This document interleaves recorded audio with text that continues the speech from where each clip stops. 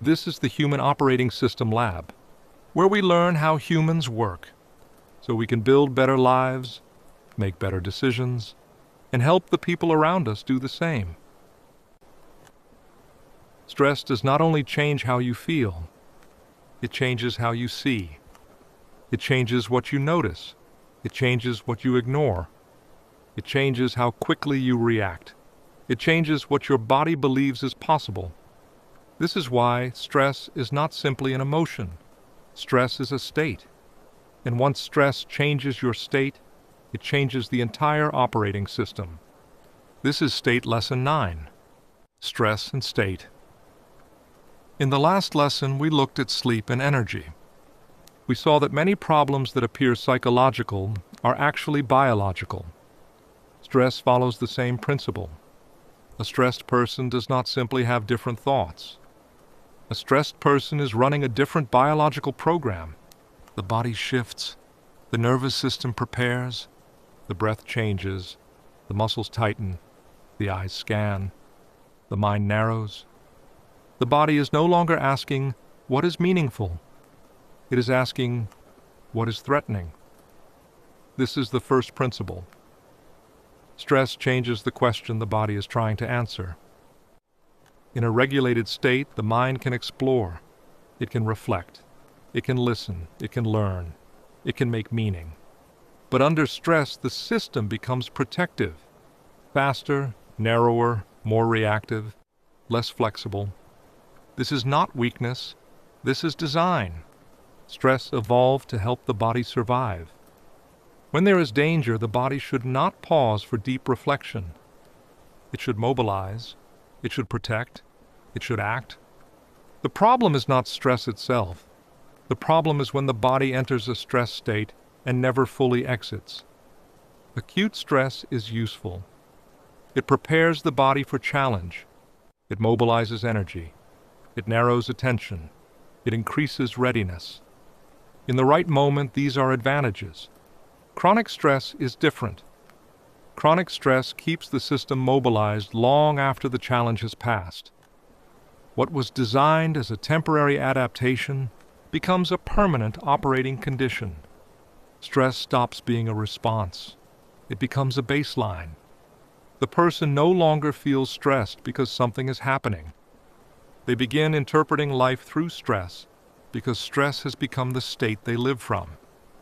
And when stress becomes the state, everything looks different. A neutral comment feels like criticism. A small problem feels urgent. A delay feels personal.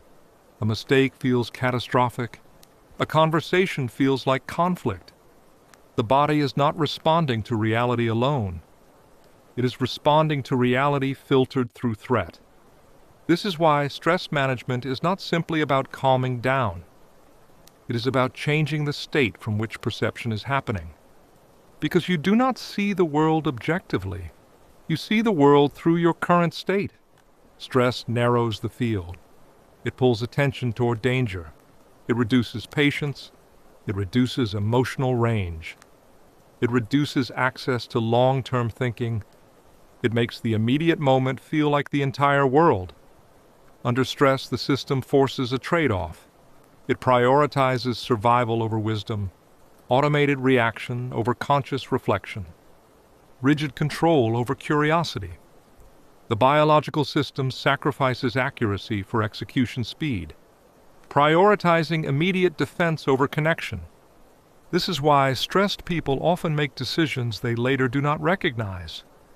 The decision came from a state, not from the whole self. And this is why stress affects relationships so deeply. When one nervous system is stressed, it does not only experience threat, it can project threat. The voice changes, the face changes, the timing changes, the body communicates before the words do, and other nervous systems notice. Stress is contagious because state is contagious. A calm person can help regulate a room. A stressed person can activate a room. This is not mystical.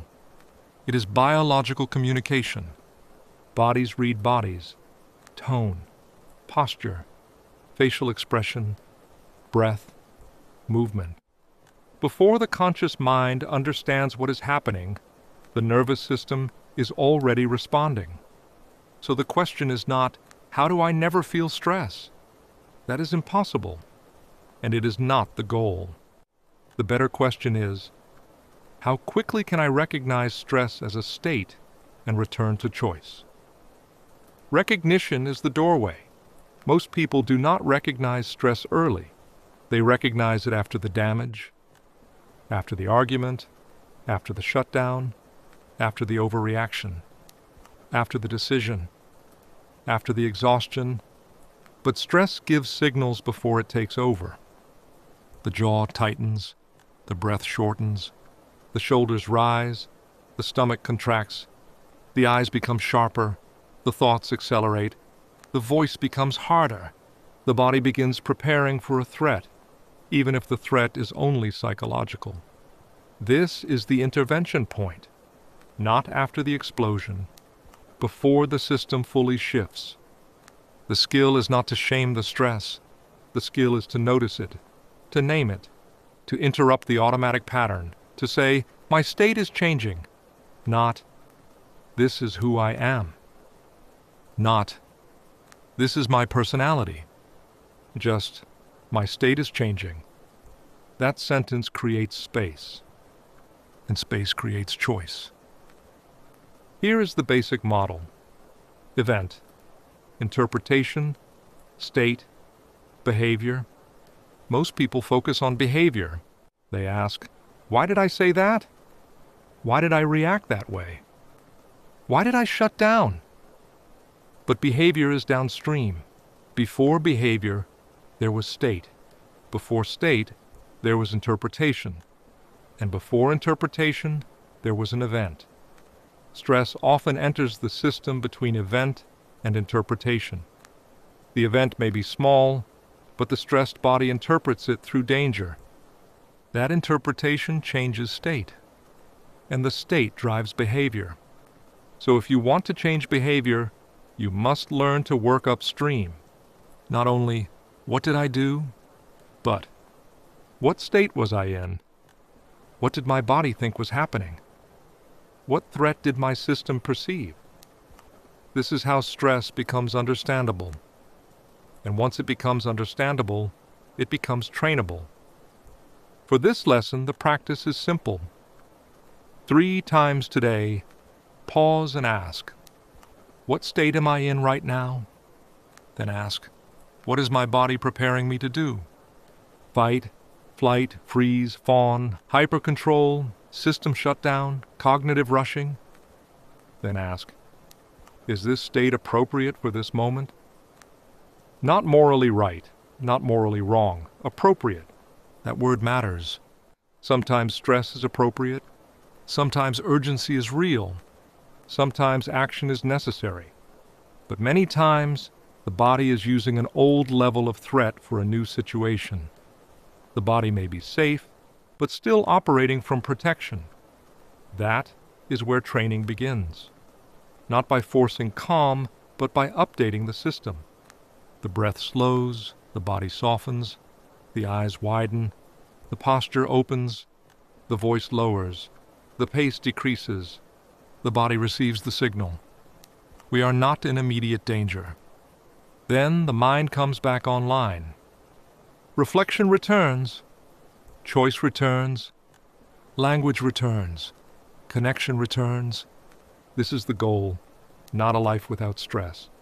A system that can move through stress without becoming owned by it. Stress will come, pressure will come, conflict will come, uncertainty will come, but stress does not have to become identity. It does not have to become your personality. It does not have to become the lens through which you interpret your life. You can learn to recognize it, regulate it, recover from it, and eventually relate to it differently. Stress is information. But it is not always truth. It tells you that the body perceives demand. It tells you that energy is being mobilized. It tells you that something matters. But it does not always tell you what is real. That distinction is critical.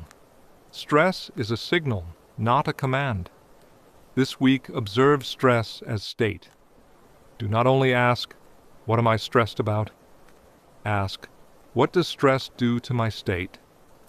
How does it change your breathing, your posture, your attention, your interpretation, your tone, your decisions, your relationships?